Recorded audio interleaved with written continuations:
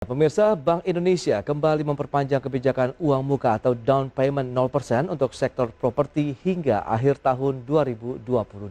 Bahkan kebijakan ini berlaku untuk semua jenis properti, baik rumah tapak, rumah susun, ruko, ataupun rugan.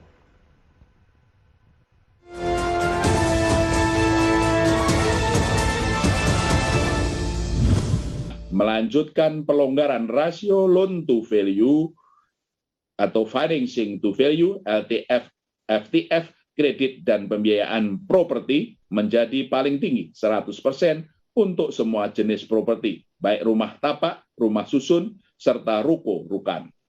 Bagi bank yang memenuhi kriteria NPL, NPF tertentu dan menghapus ketentuan pencairan bertahap properti inden untuk mendorong pertumbuhan kredit di sektor properti dengan tetap memerhatikan prinsip kehati-hatian dan manajemen risiko. Gubernur Bank Indonesia Peri Warjio kembali melanjutkan kebijakan uang muka atau down payment 0% untuk sektor properti yang berlaku mulai 1 Januari hingga 31 Desember 2022. Kebijakan ini berlaku untuk semua jenis properti baik rumah tapak, rumah susun, dan rumah toko atau ruko atau rumah kantor. Langkah tersebut dilakukan Bank Sentral untuk mendukung laju pemulihan ekonomi nasional yang masih berupaya bangkit dari tekanan pandemi COVID-19.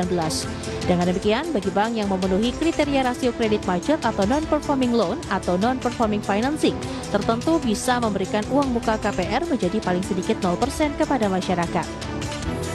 Selain itu, data Badan Pusat Statistik juga menyebutkan pertumbuhan sektor properti yang cukup signifikan dari kuartal 1 ke kuartal 2 tahun 2021, yaitu dari 0,94% menjadi 2,82%. Lantas, apakah perpanjangan kebijakan DP 0% akan semakin meningkatkan kinerja sektor di tahun 2021 dan 2022 mendatang?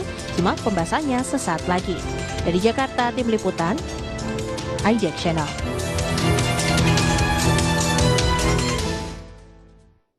Baik, pemirsa, untuk membahas tema kita kali ini terkait dengan DP 0% diperpanjang properti siap terbang. Ini kita sudah tersambung melalui Zoom bersama dengan Bapak Bambang Eka Jaya. Beliau adalah Wakil Ketua Umum DPP Real Estate Indonesia. Selamat pagi, Pak Bambang. Selamat pagi, Bu Pra. Baik, terima kasih atas waktu yang disempatkan ini untuk IDX Channel, Pak Bambang. Kita akan langsung saja itu, sebelum membahas lebih jauh, kita akan review sedikit deh. Bagaimana sih sebenarnya kondisi sektor properti saat ini, Pak Bambang? Ya, kalau kita bicara properti, saat ini boleh dibilang sudah mulai ada perbaikan. Dengan adanya banyak insentif, termasuk juga dari BI, dengan adanya LTV 100%, di mana kita bisa melakukan transaksi dengan DP 0%. Hal itu juga bisa meningkatkan minat konsumen untuk bisa membeli properti pada saat seperti COVID sekarang ini. Baik, tapi kalau kita review juga kan sebelumnya sudah ada penerapan DP 0% begitu yang berlangsung antara 1 Maret sampai dengan 1 Desember 2021, dan seberapa jauh efektivitasnya bisa meningkatkan kinerja sektor properti secara keseluruhan ini, Pak Bambang? Ya, Bu Prat, kalau kita lihat DP 0% itu secara image itu sangat menarik ya, akan menyebabkan orang tertarik untuk bisa membeli. Hanya memang kita melihat dalam pelaksanaannya, KPR 100% atau DP 0% ini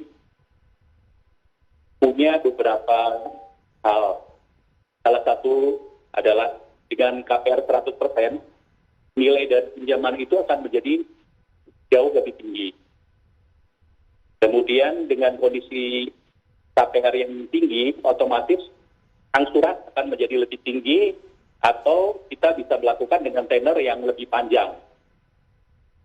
Dan perbankan sendiri dengan kehati-hatiannya dan tentu memperhatikan faktor risiko, pemberian DP 0% itu juga tidak mudah. Bukan mereka tidak mampu, tapi tentu mereka akan memperhatikan calon konsumen itu dengan lebih hati-hati.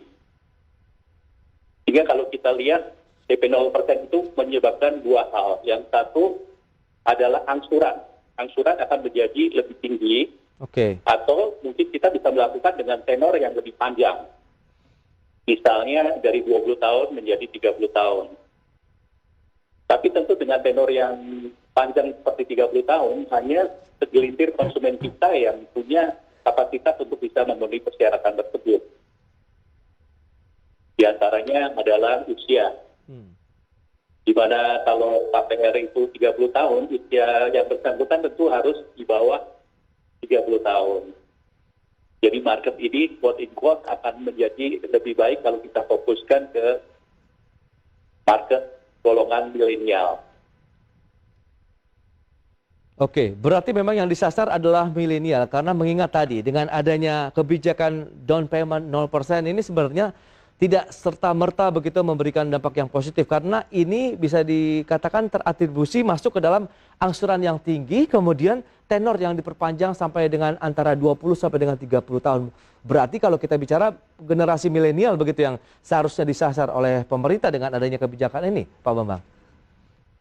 Iya. Kami sebagai developer tentu mengantisipasi bahwa potensi ini cukup besar. Oke. Apalagi di zaman digital seperti sekarang, kita melihat bahwa kaum milenial ini bagian telah menduduki posisi yang baik, mereka mendapatkan salary yang cukup tinggi, sehingga secara keseluruhan mereka merupakan potensi market. Untuk itu, beberapa developer rekan kami telah berusaha membuat market ataupun proyek yang cocok dengan kebutuhan milenial, antara lain dengan harga-harga yang mungkin berkisar di bawah 1M kalau bisa. Hanya memang tentu untuk proses KPR-nya kita tentu mengharapkan support dari perbankan. Semua itu bisa berjalan dengan baik kalau kita mendapatkan KPR dengan mudah dengan bunga yang relatif murah. Oke, tapi sejauh ini dengan adanya kebijakan ini apakah juga akhirnya efektif begitu dalam artian benar-benar dirasakan oleh masyarakat, kemudian dirasakan juga oleh pelaku ataupun pengembang sektor properti, Pak Bambang? Kami tentu menghargai usaha BI, apalagi dengan perpanjangan LTV sampai dengan Desember 2022. Ya. Sehingga orang-orang yang tadinya belum berpikir untuk membeli properti, saat ini mulai mempertimbangkan untuk bisa membeli properti impian mereka. Hanya tentu KPR 0% ini tentu harus diimbangi dengan tadi. Yang pertama adalah ketersediaan kredit yang tepat, murah, dan tepat sasaran. Oke. Kita juga melihat ada beberapa insentif-insentif yang sudah diberikan pemerintah. Dan ini juga akan mendorong percepatan pemulihan properti. Antara lain kalau kita lihat adanya PPNBM DTP yang ditanggung pemerintah yang kemarin telah diperpanjang sampai dengan Desember 2021. Iya. Ya. Nah memang sayangnya ini belum match and learn gitu loh.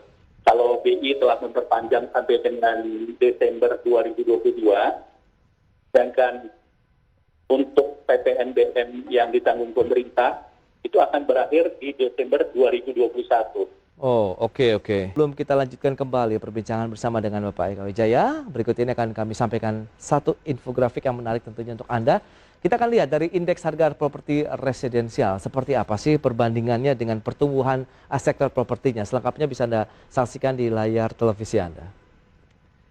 Ya, seperti kita lihat ini dari 30 Juni, kemudian 30 September. Nampaknya kita lihat ini data-data per 3 bulan begitu ya. Dari sisi pertumbuhan memang sempat ada penurunan dari tanggal 30 Juni 2020. Ini karena kita tahu dampak dari COVID-19 juga menghantam semua sektor termasuk properti. Ini turun dari 1,59% hingga 1,35% pertumbuhan dari sektor properti ya hingga Maret 2021. Tapi seiring dengan beragam kebijakan yang sudah diterapkan oleh pemerintah, baik itu PPNBM-nya, kemudian juga tadi ada DP 0% untuk sektor properti, melanjutkan lagi pertumbuhan properti hingga 1,49%. Tapi di sisi lain dari indeks harga properti residensialnya ini cenderung naik terus dari 212,6 poin begitu di Juni 2020 terus melonjak hingga 215,77 poin untuk IHSG-nya di bulan Juni 2021. Dan selanjutnya kita akan lihat dari persentase rumah tangga ini yang menurut dari status kepemilikan rumahnya, data di tahun 2020 bisa Anda saksikan kembali. Milik sendiri sekitar 45,05%, kemudian yang mengontrak sekitar 37,71%, bebas sewa sekitar 16,08% dan rumah dinas 1,17%. Baik, kita akan lanjutkan kembali perbincangan bersama dengan Bapak Bambang Eka Wijaya. Baik, Pak Bambang.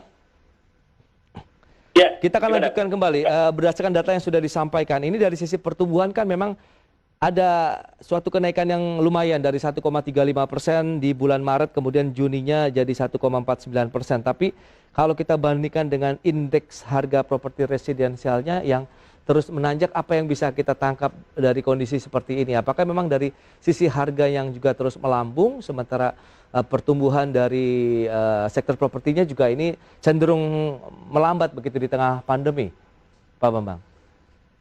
Ya, kalau kita lihat sebenarnya secara keseluruhan di bulan Februari, Maret, April, itu penjualan properti memang menaik sangat tajam. Ya. Dengan adanya PPNBM tersebut. Kemudian dibantu dengan LTV 100%, otomatis DP 0% itu juga akan memperkuat market. Hanya kita lihat memang PPNBM itu ketentuannya hanya untuk rumah ready. Sedangkan rumah ready itu tidak semua developer punya kemampuan untuk membangun atau mempersiapkan rumah yang dibeli langsung unitnya ada. Kebanyakan kita melakukan sistem inden. Makanya dari PPNBM itu keluar sampai dengan bulan Juni, kenaikan itu cukup signifikan karena kami developer itu banyak mempunyai stok rumah. Di bulan Juni, Juli terjadi sedikit penurunan karena memang stoknya itu habis, sedangkan untuk mempersiapkan stok baru, membangun rumah tentu tidak seperti membuat produksi barang yang dalam sehari selesai. Iya, betul. Kami membutuhkan waktu minimum 3 sampai 5 bulan untuk membangun satu rumah. Nah, lantas bagaimana dengan upaya mengejar target pertumbuhannya yang sedang menanjak begitu, sementara dari ketersediaan rumahnya sendiri yang kalau misalnya Anda katakan yang inden ini termasuk dengan tidak termasuk dalam PPNBM begitu, Pak Bambang, apakah ada lag juga yang harus segera diisi begitu? Betul. Jadi kami dari para pengusaha developer juga melihat sebenarnya ada peluang besar kalau kita bisa melakukan penjualan inden tapi dengan misalnya maksimal hanya untuk 1 tahun. Oke. Jadi otomatis produsen dalam hal ini pengembang punya kesempatan untuk menawarkan produk-produk baru dengan konsumen dengan angsuran bertahap atau DP diangsur misalnya. Mereka tetap bisa mendapat PPNBM 0%, bahkan kalau bisa dengan misalnya DP 0% khusus untuk kaum milenial. Market ini akan menyebabkan terjadinya lonjakan properti. Kami yakin misalnya developer diberi kesempatan untuk menjual secara inden dengan ketentuan-ketentuan yang cukup ketat tentunya. Misalnya hanya boleh maksimum indeks 1 tahun. Market bisa bergerak, kita harapkan di atas 15-20 bahkan sampai 30%. Oke, itu bisa pertumbuhan target apabila memang ini bisa dikorelasikan antara DP 0% kemudian PPNBM yang kita bisa dimasukkan dalam skema inden begitu ya, meskipun hanya 1 tahun ya Pak Bambang. Betul. Oke. Dan PPNBM yang kita maksud di sini tentu kombinasi antara rumah stok ataupun apartemen stok ditambah dengan misalnya dengan kelonggaran untuk inden maksimum 1 tahun. Oke, tapi sejauh ini sudah ada arah ataupun perbincangan tidak mengenai upaya-upaya relaksasi untuk PPNBM-nya sendiri? Karena kan kita tahu DP 0%-nya sudah diperpanjang sampai dengan tahun depan. Iya, memang tentu kuncinya seperti semua bisnis. KPR dalam hal ini untuk properti adalah salah satu ujung tombak dari suksesnya satu penjualan. Boleh dibilang lebih dari 70-80% konsumen kita menggunakan KPR dalam membeli properti mereka. Iya. Jadi kami membutuhkan tentunya komitmen dari perbankan, apakah itu BTN ataupun bank penyalur kredit yang lain, untuk bisa mempersiapkan KPR yang pertama mudah Iya. Artinya sudah dengan proses yang berbelat-belit, tapi tentu dengan mempertimbangkan proses yang prudent dan memperhatikan risk dari konsumen. Dan tentu bunga yang bersaing atau murah. Jadi mudah dan murah itu merupakan kunci juga yang kita harapkan dari penyedia KPR. Tekanan kami di perbankan agar kami bisa juga mengisi kekosongan konsumen di mana dia bisa membeli dengan harga yang relatif murah dengan adanya PPNBM, dan kita diberi kelonggaran menyediakan properti itu dalam waktu misalnya 1 tahun seperti yang saya bilang dengan KPR Indo. Oke, tapi karena ini kan arahan langsung dari Bank Indonesia, sebenarnya implementasinya harus segera dilaksanakan juga dong oleh perbankan Indonesia. Tapi kendalanya Pak, Anda melihat bagaimana begitu hambatannya? Apakah memang cukup sulit perbankan dalam melaksanakan salah satu kebijakan yang sudah diturunkan oleh Bank Indonesia untuk memperpanjang DP 0% tadi begitu sehingga tidak terlalu dirasakan, atau bagaimana sih? Karena kan harapan kita dengan adanya kebijakan DP 0% ditambah dengan PPNBM tadi ya 0% juga untuk sektor properti begitu bisa membuat sektor ini juga semakin melaju dan terbang tinggi harusnya begitu ya Pak Bambang? Betul. Kalau kita lihat sektor properti kan selalu kita bilang adalah lokomotif ekonomi. Ya. Karena dengan ekonomi properti bergerak, ada lebih dari 400 bisnis yang mensupport industri yang kegiatan properti, baik langsung maupun tidak langsung, ikut bergerak juga. Dan Anda lihat bahwa 3 kebutuhan basic manusia adalah yang pertama sandang, pangan, dan papan. Jadi properti itu merupakan kebutuhan basic. Tapi balik lagi, properti adalah satu barang yang tidak bisa dengan mudah dibeli karena harganya relatif tinggi dan tentu membutuhkan support dari perbankan yang tadi saya selalu bilang bahwa KPR adalah hal terpenting dalam bisnis kami. Hanya tentu kita tidak bisa memaksa atau mengharuskan perbankan bisa mengucurkan kredit secara mudah agar tentunya proses kehati-hatian itu benar-benar prudent banking tetap berjalan. Ya.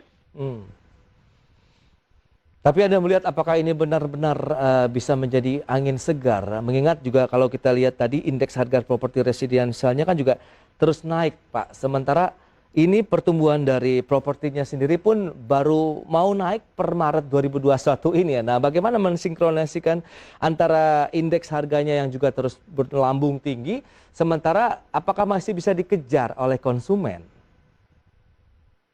Ya, memang kalau kita bicara harga properti yang sifatnya komersial, harganya memang relatif hanya bisa terjangkau oleh mungkin 20-30% konsumen kami. Tapi jangan lupa bahwa properti itu tidak hanya properti komersial yang non-subsidi. Kita punya lebih dari 70% produk kita adalah rumah untuk kalangan MBR ya. Di mana kita ada FLPP yang pertumbuhannya sebenarnya unlimited. Nah, makanya KPR yang sifatnya subsidi juga sangat penting kalau untuk mencapai target pemerintah bisa memproduksi 1 juta rumah per tahunnya. Baik, tapi bisa masuk nggak kalau bicara mengenai MBR dalam program DP 0% ini? Kalau untuk MBR tentu programnya akan berlangsung seperti biasa dan itu tidak ada masalah. Jadi MBR tidak membutuhkan DP 0%, tapi MBR lebih membutuhkan KPR bersubsidi yang cepat, mudah, dan tentu dengan ketersediaan yang dalam jumlah yang sesuai dengan kebutuhan. Karena kadang-kadang konsumen kami ada 100 yang KPR subsidinya bisa disetujui, mungkin kurang dari separuhnya. Ya Pak Bambang, kita melihat bagaimana dengan kondisi tadi, nampaknya sebenarnya harapan dari teman-teman pengembang properti di Indonesia yang masuk mungkin dalam DPP REI juga adalah bisa dikombinasikan atau bisa seiring sejalan dengan DP 0% yang diperpanjang sampai dengan tahun 2020 pun PPNBM-nya juga ikut begitu ya Pak, diperpanjang sampai dengan tahun depan. Ini seperti apa ini kira-kira harapannya? Ya, betul. Kalau kita lihat dengan KPR 0%, bukan bunga ya. Kalau bunga 0% kami sangat bersyukur. DP 0%. Iya, iya. Saya Yang juga mau terjadi itu, Pak. adalah, ada beberapa faktor yang dalam tanda petik agak sulit kan memang dilaksanakan. Tapi PPNBM itu langsung dirasakan manfaatnya oleh konsumen. Oke. Karena secara tidak langsung merupakan diskon besar gitu. Baik. Jadi memang salah satu harapan terbesar kami adalah PPNBM bisa disinkronkan dengan LTV 100%. Sehingga program DP 0% dengan PPNBM 0% juga bisa dikawinkan seperti vaksin dan masker. Oh, pasangan dua sejoli itu, Pak. Betul. Oke. Baik, tapi kalau kita lihat dengan kondisi market daya beli masyarakatnya juga kan sedang turun nih terdampak pandemi. Lantas bagaimana Anda bisa mengharapkan dua sejoli ini kalau kita lihat tadi DP 0% dan PPNBM-nya juga bisa mengangkat kembali sektor properti lebih tinggi? Jangan lupa, Bung Pras, bahwa kita melihat pemerintah telah berusaha dengan berbagai cara. Salah satunya nanti di Januari 2022, kita juga ada program Tax Amnesty 2. Oke. Ya, jadi saya rasa dengan masuknya dana-dana segar dari luar, sektor properti juga salah satu bidang yang nantinya akan mendapatkan imbas positif ya. Karena sebagian dana yang masuk itu tentu mereka akan tanamkan di bidang properti. Antara lain membeli properti-properti high-end. Oke. Dan diharapkan ini bisa dipermudah lagi dengan PPNBM tadi. Sehingga market yang kita harapkan tumbuh bisa diimbangi dengan returner yang menarik. Jadi konsumen dalam hal ini tentu sifatnya bukan hanya end user, tapi adalah investor. Jadi kita berharap di tahun 2022 dengan adanya Tax Amnesty, investor-investor yang tadinya masih tiarap atau masih ragu-ragu bisa punya keyakinan yang tinggi untuk menanamkan dana mereka di properti. Otomatis properti dari level FLPP sampai dengan yang high-end bisa bergerak semuanya di tahun 2022. Oke. Tapi kalau kita lihat dari pangsa pasarnya sendiri, data juga sudah disampaikan untuk wilayah DKI Jakarta saja di grafik yang kedua tadi. Milik sendiri baru 45%, ini tahun 2020 kemarin. Dengan kontrak sekitar 37,71%. Sebenarnya masih banyak yang membutuhkan kepemilikan rumah sendiri, Pak. Untuk bahkan itu baru wilayah DKI Jakarta saja. Bagaimana dengan Indonesia secara umum begitu? Iya, memang kalau kita lihat data yang ada di kami, backlog perumahan itu mencapai hampir 10 juta. Oke. Dan setiap tahun bisa bertambah hampir 1 juta. Otomatis kebutuhan perumahan itu selalu unlimited. Hanya memang problemnya adalah ketersediaan properti yang terjangkau sesuai dengan kebutuhan mereka dan tentu support dari KPR yang memang cepat dan murah. Ya, memang kalau kita lihat lebih kepada bottleneck-nya lebih kemana sih sebenarnya dari perbankan memang sangat, karena kan harus hati-hati sekali mereka menyalurkan kredit sehingga tidak menjadi non-performing loan begitu bagi banknya sendiri. Tapi di satu sisi kita harus menggenjot sektor properti dengan beragam kebijakan yang tadi sudah ditelurkan oleh pemerintah sendiri. Bagaimana Anda melihat? Apakah bisa disinkronkan begitu ini Pak Bambang? Iya. Kalau dengan pihak perbankan sendiri sebenarnya sebagian besar dari developer kita telah menandatangani satu perjanjian yang namanya buyback guarantee. Artinya kita menjamin selama proses KPR itu berlangsung, dalam hal ini adalah sampai dengan serah terima, kita akan menjamin properti kita ataupun konsumen kita tidak terjadi apa-apa gitu. Jadi sebenarnya buyback guarantee itu juga salah satu jaminan tambahan. Oke. Hanya memang tentu dalam pelaksanaannya perbankan dengan memperhatikan faktor risiko dari si calon konsumen ataupun juga kalau Anda dengar semacam BI checking gitu ya. Itu kadang-kadang mempersulit konsumen untuk bisa mendapatkan KPR. Oke. Jadi kehati-hatian ini memang perlu, tapi tentu kalau diimbangi dengan misalnya adanya garansi atau jaminan dari developer, mudah-mudahan itu bisa ditimbang-timbang sehingga jumlah konsumen yang bisa disetujui makin hari bisa menjadi makin besar dan akhirnya properti juga bisa tumbuh menjadi lebih besar. Itu dia, berarti harapan bersama dengan adanya kebijakan DP 0% yang diperpanjang, maka sektor properti juga akan semakin terbang tinggi lagi di tahun 2022. Apalagi tadi apabila diiringi juga dengan PPNBM yang diperpanjang sampai dengan tahun depan, begitu ya Pak Bambang ya? Betul, jadi kombinasi ini baik. merupakan kombinasi yang bisa happy ending. Oke, baik. Pak Bambang, terima kasih banyak Pak atas insight yang diberikan mengenai sektor properti di Indonesia. Nampaknya juga masih perlu ada sinkronisasi lagi kebijakan-kebijakan untuk mendorong sektor properti lebih tinggi lagi begitu terbangnya di tahun 2022 mendatang. Selamat melanjutkan aktivitas Anda kembali dan stay healthy Pak Bambang. Terima kasih. Ya. Salam sehat.